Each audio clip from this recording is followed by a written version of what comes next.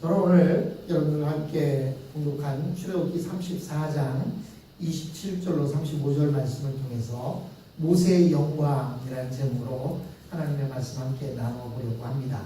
오늘 본문의 말씀은 모세가 하나님으로부터 두 번째 돌판을 받기 위하여 시내산에 올라갔을 때 일이 기록되어지고 있습니다. 그가 하나님 앞에서 40일 동안 무엇을 했는지 성경은 말하고 있지 않습니다. 그러나 분명한 것은 기록된 대로 그가 거기서 40일 동안 아무것도 먹거나 마시지도 않았다라는 사실입니다. 사실 우리가 40일 금식 기도 하시는 분들을 가끔 보게 되면 나중에는 기력이 다 쇠하고 누워서 마지막 40일을 채우는 그런 모습을 보게 됩니다. 그런데 지금 모세의 모습은 그러한 모습이 아니었음을 볼 수가 있습니다. 그는 40일 동안 아무것도 먹지도 마시지도 않았음에도 불구하고 그는 기력이 쇠하지 아니한 모습을 볼 수가 있습니다. 그리고 그는 이제 하나님이 주신 그 돌판을 받아서 내려올 때 그의 얼굴에는 마치 큰 전쟁에서 승리하고 돌아오는 개선장군과 같은 기쁨과 자신감이 차 있었습니다. 모세의 상태에 대하여 성경은 두 가지로 이야기하고 있습니다. 그 중에 하나는 모세의 행복감입니다. 아마 모세의 생애에서 그때보다 더 만족스럽고 그때보다 더 보람을 느꼈던 일은 없었을 것입니다. 그리고 또 하나는 그에게 하나님께서 주신 영광이 있었다라고 이렇게 말합니다. 그 영광은 얼굴에 나타났습니다. 그의 얼굴은 마치 태양처럼 빛나고 있었습니다. 그 광채가 얼마나 힘이 있던지 사람들은 모세를 제대로 볼 수가 없었습니다. 우리가 태양을 제대로 볼 수 없는 것처럼 그들은 모세를 제대로 볼 수가 없었습니다. 그래서 모세는 백성들과 만날 때에는 항상 수건을 써야 했습니다. 사실 얼마 전 이스라엘 백성들이 하나님 앞에서 금송아지를 만들어 범죄했을 때에 모세에게 있어서 그 시기는 생애 최대의 위기를 맞았습니다. 그는 차라리 자신의 이름을 생명책에서 제거되기를 바랄 정도로 낙심하고 좌절에 빠져 있었습니다. 그러나 모세가 다시 하나님 앞에 올라가서 이스라엘이 하나님의 백성이 되는 언약의 돌판을 받아서 내려올 때에는 모세 자신도 이 세상에서 가장 행복한 순간을 맞이했고 하나님께서도 모세를 영광스럽게 하셔서 그의 얼굴에서 강한 빛이 나오게 하셨습니다. 즉 안과 밖으로 영광과 기쁨이 충만한 순간이었습니다. 오늘 저는 여기에서 두 가지를 살펴보려고 합니다. 첫 번째는 전도자의 영광입니다. 모세는 하나님 앞에서 전도자의 위치에 있었습니다. 이스라엘 자손들은 스스로 하나님의 백성의 자리를 박차고 불신자가 되었습니다. 한두 사람이 신앙을 버린 것이 아니라 온 백성이 하나님을 버렸습니다. 모세는 그들을 다시 하나님 앞으로 하나님의 백성이 되게 하기 위하여 전도자로서 하나님과 이스라엘 백성 사이에 있습니다. 그는 지금까지 필사적인 노력을 다해왔습니다. 금송아지를 불태우고 가루를 만들어서 우상 숭배자들에게 마시게 하고 그래도 정신을 차리지 못한 사람들은 레위 지파의 칼로 그들을 다 죽였습니다. 그리고 모세는 이스라엘 진 밖으로 나가서 계속 하나님께 이 백성을 긍휼히 여겨달라고 기도했습니다. 하나님께서는 모세를 긍휼히 여기시겠다고 말씀은 하셨지만 여전히 이스라엘 백성들을 긍휼히 여기시겠다라는 말씀은 여전히 하시지 않고 있었습니다. 모세는 끝까지 하나님께 매달림으로 인해서 다시 이스라엘 백성이 하나님의 백성으로 받아들이시겠다라고 하는 그런 하나님의 언약을 받게 된 것입니다. 그는 이 두 번째 언약 체결을 위해서 시내산에 올라가서 하나님 앞에 섰습니다. 우리는 모세가 하나님 앞에서 무엇을 했는지 알 수 없습니다. 그러나 분명한 것은 그가 40주 40야를 아무것도 먹지 않고 마시지 않으면서 지냈다는 사실입니다. 그리고는 하나님께서 또다시 십계명을 새로운 돌판에 새겨주셨습니다. 이것은 단지 수동적으로 하나님께서 주신 율법만 받아서 내려온 것을 의미하지 않습니다. 이 돌판은 하나님의 언약의 확인이었고 또 하나님께서 다시 이스라엘 백성들을 하나님의 백성으로 만드시겠다라고 하는 인치심의 작업이었습니다. 멸망당할 수밖에 없는 수많은 백성이 다시 하나님의 백성이 되는 것을 최종적으로 확인하는 순간이었습니다. 모세는 그 기간 동안 아무것도 먹지 않고 마시지도 않았습니다. 물론 하나님께서 특별한 간섭하심이 있었기 때문에 가능했을 것입니다. 그러나 수많은 사람들이 다시 생명을 얻는 그 순간 어떻게 먹을 것이나 마실 것을 생각할 수가 있겠습니까? 내 목숨을 걸고 하나님 앞에 이 백성을 긍휼히 여겨달라고 하는 그 순간 어떻게 먹을 것 마실 것을 생각할 수가 있겠습니까? 사실 저는 이 순간을 볼 때 신약의 예수님의 모습이 떠오릅니다. 예수님께서 유대를 떠나 사마리아를 통과하시면서 수가라고 하는 동네에 한 우물 곁에서 쉬었습니다. 제자들은 먹을 것을 구해오기 위해 멀리 길을 떠났습니다. 그러는 동안 예수님은 물을 기르러 온 한 여인을 전도하셨습니다. 그 여자는 무서운 죄에 빠져 살면서도 그것이 죄인 줄도 모르고 살고 있던 그러한 여인이었습니다. 그러나 그가 예수님을 만났을 때 그녀는 하나님의 용서하심을 체험하고 변화되었습니다. 그러고 난 뒤에 제자들이 먹을 것을 구해가지고 돌아왔습니다. 얼마나 먼 곳까지 가서 어렵게 구해온 음식인지 모릅니다.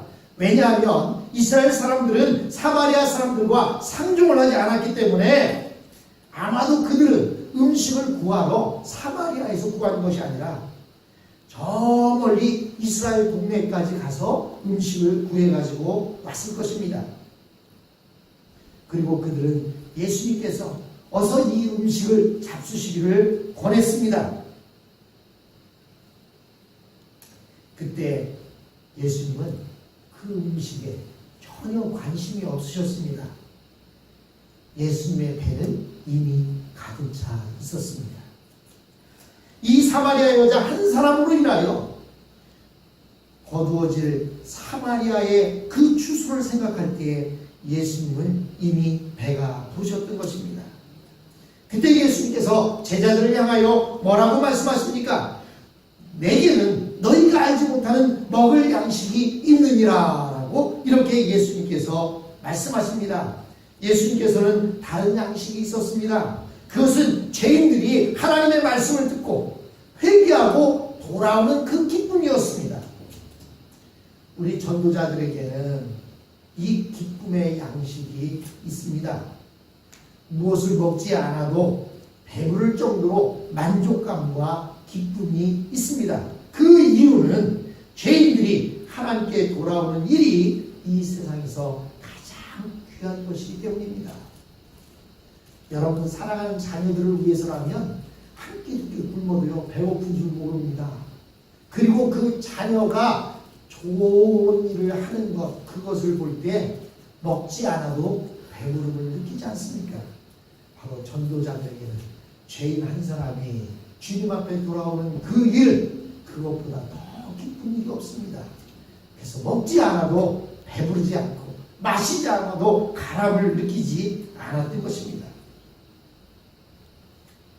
예수님께서 사마리아 수가성 한 여인이 회개하는 것을 보시고 아무것도 먹고 싶지 않았던 것처럼 다른 영혼을 바른 길로 인도하는 일에 어느 누구도 알 수 없는 영적인 영혼의 만족이 있는 것입니다. 물론 모세가 하나님 앞에서 40일 밤낮 아무것도 먹거나 마시지 않고 지낼 수 있었던 것은 하나님의 특별하신 기쁨이 있었기 때문입니다. 물론 그것은 하나님과 교제하는 기쁨이기도 했지만 더 큰 이유는 타락한 자들을 다시 하나님 앞으로 인도하는 일에서 얻어지는 기쁨이요 그리고 만족감이었습니다.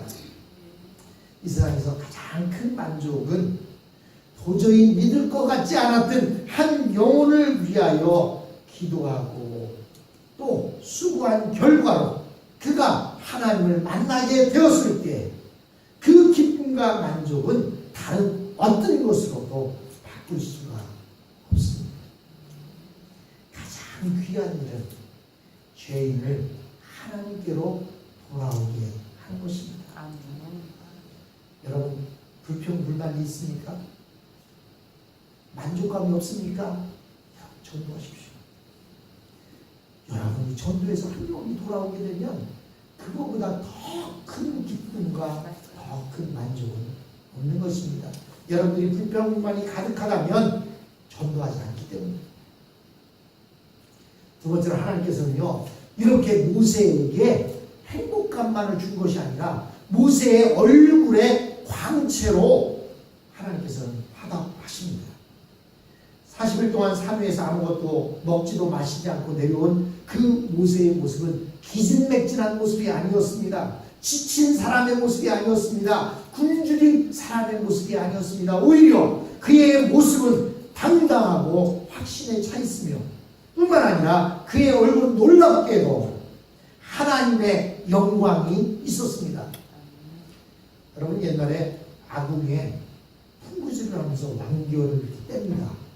그러면 그 풍구질하는 게 재밌어서 엄마가 불 때는 모습 보면 엄마 내가 할게 하고 가서 열심히 풍구를 돌리면서 왕겨를 집어넣고 부를 때요. 그리고 나서 방에 들어와서 내 얼굴을 바라보면 내 얼굴이 부부해져 있어요. 왜 그래요? 그 불, 빨간 불을 가까이 해보니까 내 얼굴이 붉게 되어 있었던 것입니다. 지금 모세의 얼굴이 하나님의 영광을 바라보고 나니까 모세의 얼굴도 하나님의 영광이 얼굴에 나타나는 거예요. 불을 가까이 하니까 얼굴이 빨개지듯이 하나님을 가까이 하니까 하나님의 그 광채가 모세에게 나타나는데 그 얼굴 광채가 우리가 생각하는 대로 불을 가까이서 얼굴이 불그레해진 모습이 아니에요. 얼마나 그 얼굴 광채가 해같이 빛났든지 사람들은 그의 얼굴을 바로 쳐다볼 수가 없었습니다. 얼굴 커플에서 광채가 났다.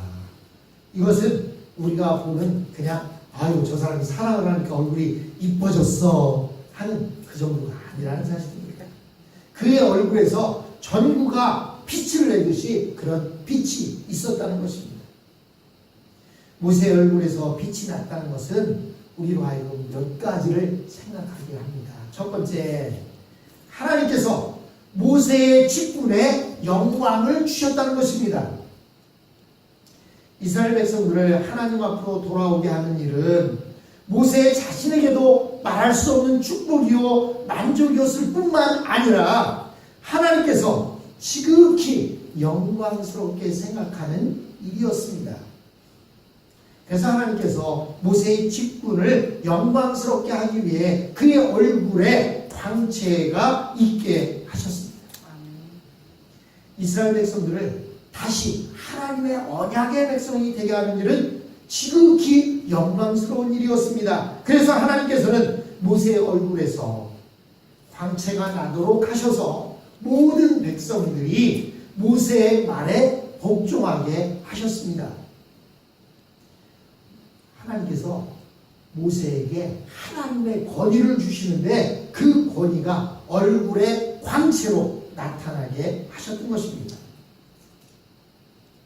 이스라엘 자손들이 다시는 율법을 무시하고 자기 마음대로 행하지 못하도록 하나님께서는 모세의 얼굴에 광채를 더하셔서 그의 말씀의 권위를 높이셨습니다. 이 모세의 율법과 비교할 수 없을 정도로 영광스러운 것이 있는데 그것이 무엇입니까? 바로 복음입니다. 하나님께서 복음을 지극히 평범한 우리에게 맡기신 것은 우리가 복음의 영광에 놀라지 않고 그 안에 들어있는 하나님의 교훈으로 중심의 변화를 받아 새로워지기를 위해서입니다. 복음 그 자체가 무가치 해서가 아니라 무식하고 하잘것없는 우리 같은 사람이 그 복음으로 새로워지기를 원해서 하나님께서는 우리에게 복음을 주신 것입니다. 이 복음은요, 성육신하신 예수님과 유사합니다. 예수님께서 영광의 광채를 감추고 이 땅에 오셨기 때문에 사람들이 복음을 받을 수가 있었습니다. 예수님이 빛으로 오셨다고 합니다. 빛으로 오신 예수님이 그 빛을 감추지 않으셨다면 이스라엘 백성들이 모세를 자기 눈으로 바라볼 수 없었던 것처럼 우리는 예수님을 만날 수가 없었을 것입니다. 그런데 예수님께서는 그 영광의 광채를 감추고 오셨기 때문에 사람들이 그분의 말씀을 듣고 또 그의 십자가의 죽음을 믿을 수 있었던 것이지, 만일 예수님께서 영광의 모습으로 오셨다면 그 영광의 눈이 멀어서 아무것도 깨닫지 못하게 됐을 것입니다. 마찬가지로 우리가 가지고 있는 이 복음의 영광을 말하면 이 세상에 그 어떤 것도 똑바로 눈을 뜨고 바라볼 수 없을 정도로 영광스러운 것이 복음입니다. 아마 이 복음의 광채를 있는 그대로 드러낸다면 그 누구도 복음을 듣지도 보지도 못할 것입니다. 복음은 영원 전부터 하나님께서 생각하신 구원의 계획일 뿐만 아니라 지금까지 실현해 오셨고 또 앞으로도 이루실 구원의 대역사인 것입니다. 오늘 하나님께서는 복음 사역자의 얼굴에 직접적으로 광채가 있게 하시지는 않습니다. 그러나 바른 복음에는 반드시 역사가 나타납니다. 사탄의 세력이 무력화되고 죄 가운데 빠져있던 자들이 그 악한 습관과 의식에서 해방되어집니다. 뿐만 아니라 새로운 삶을 시작하는 그런 변화가 있게 됩니다. 그것이 바로 복음의 영광인 것입니다. 눈에 보이지 않는 영광인 것입니다. 하나님께서는 모세를 통해 그 빛으로 오신 그 모습을 보여주셨지만 그것을 두려워서 바라보지 못하는 이스라엘 백성의 모습이 아니라 이제는 예수님께서 우리에게 그 빛을 감추고 오심으로 인하여 우리가 예수님을 바라볼 수 있도록 이렇게 해주셨던 것입니다. 둘째로 우리가 모세의 얼굴의 광채를 가지고 생각할 수 있는 것은 하나님의 영광은 내면적인 것만이 아니라는 사실입니다. 우리가 하나님을 믿으면 우리의 마음에 평화만 오는 것이 아니에요. 모세가 하나님을 바라보았을 때 그의 내면에만 기쁨이 있고 내면에만 만족감이 있었던 것이 아니라 눈으로 보이는 영광이 있다는 사실입니다. 복음을 전하는 자들에게는 하나님께서 그에게 영혼만 만족시켜 주시는 게 아니라 눈으로 보이는 영광까지도 허락하신다는 사실입니다. 사실 처음에 우리 인간을 만드셨을 때 하나님이 뭐라고 하셨죠? 우리의 형상을 따라 사람을 만들자, 이렇게 말씀하셨어요. 즉 하나님의 기질, 하나님의 성품뿐만이 아니라 우리 인간을 처음 만드셨을 때는 아마 우리 인간의 모습에서도 광채가 있었을 것입니다. 왜? 하나님의 모습을 닮았습니다. 모세가 하나님과 대화하는 가운데 하나님의 영광이 그의 얼굴에 전해져서 그도 하나님의 영광의 얼굴을 가지게 되었습니다. 이렇게 눈에 보이는 영광은 우리가 궁극적으로 소유하게 될 구원의 최종적인 목적입니다. 그것을 보고 영화다 이렇게 말합니다. 글로리피케이션, 영화다. 즉 하나님 앞에 갔을 때 하나님께서 우리를 궁극적으로 이렇게 눈에 보이는 영광으로 인도해 주십니다. 우리 구원의 목표는 단지 성품이 변화되고 착하고 이롭게 사는 것만이 전부가 아닙니다. 우리 몸에 부활이 있어야 합니다. 우리 몸의 부활이 이것이 우리 몸을 구속하는 것입니다. 구원하는 것입니다. 우리 몸이 새로워지는 것이 구원의 최종적인 열매입니다. 우리가 나중에 하나님 앞에 부활할 때요, 알아볼 수는 있는데 지금의 우리의 모습은 아닐 거예요.